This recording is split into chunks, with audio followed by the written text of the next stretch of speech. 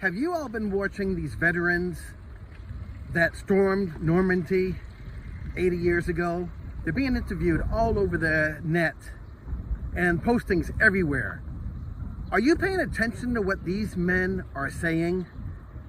You know, it really burns my butt when you have this administration in the White House sending billions and billions and billions of dollars overseas.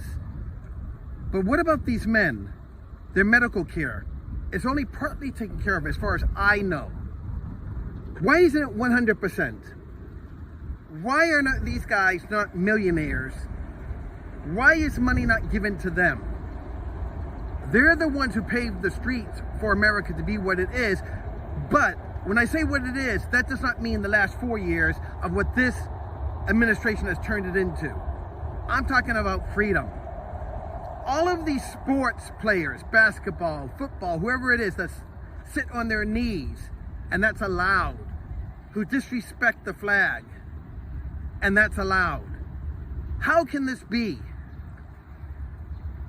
The closest thing that you or I know about this is the movie Saving Private Ryan with Tom Hanks. Oh, that first part of the movie was intense. And the last part, when he goes to the cemetery, hurts. So, all of this money being sent overseas, why do the veterans have to suffer? And when I say veterans, I'm not talking about these veterans nowadays that say, oh, they were overseas for 4 years, but they were on a U.S. military base and the safety of the base. They didn't see action, but yet they say they're veterans. I'm sorry, a veteran is somebody who stormed Normandy or equal to that. That's a veteran.